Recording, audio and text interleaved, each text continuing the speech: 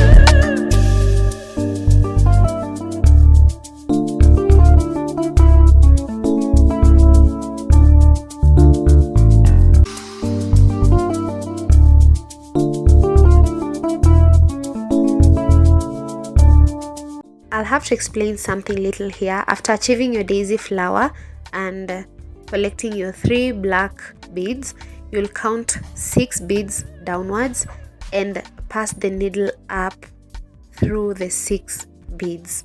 Make sure the beads are 6.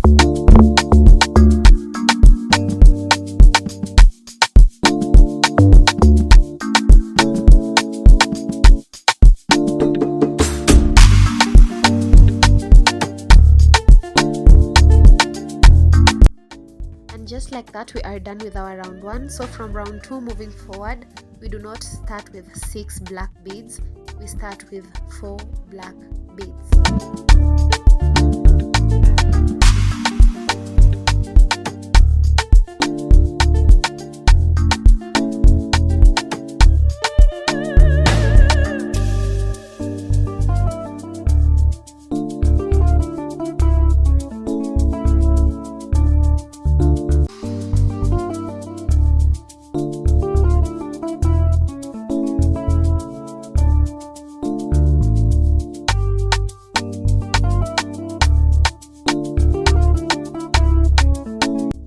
That the black beads are for the base and the yellow and white beads are for the daisy flowers.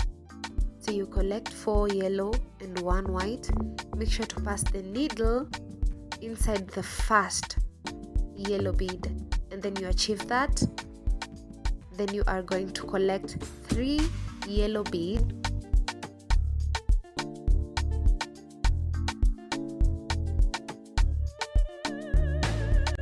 make sure to pass it through the next yellow bead to create your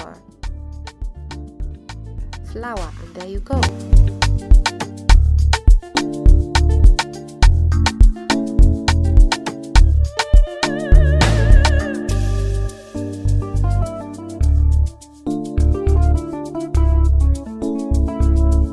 Remember what I told you earlier in round 1? After achieving your flower and collecting your 3 black beads, make sure to count down 6 beads. 1, 2, 3, 4, 5, 6. And make sure to go through the 6 beads, up through the 6 black beads.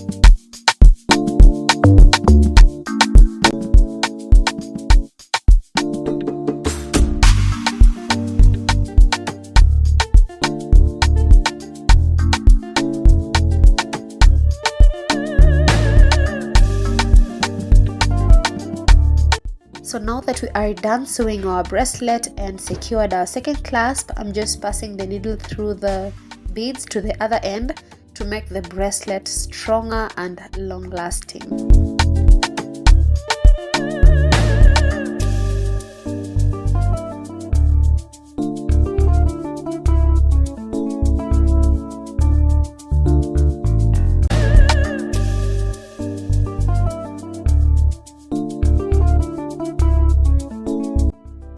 We are done with our project and this is the final product. Honestly, how cute are these bracelets? Honestly, they look like actual trees with cute little branches and cute little flowers over there. Can be a good business idea, can also be a good gift idea. So yeah, there's so many types of these bracelets, and if you want a tutorial for this type, just let me know in the comment down below. If you've reached up to here, I'm so thankful. Thank you so much for watching. Make sure to like, comment, subscribe, share. Next week I'm gonna show you a tutorial for making beaded earrings. Stay tuned. Peace out.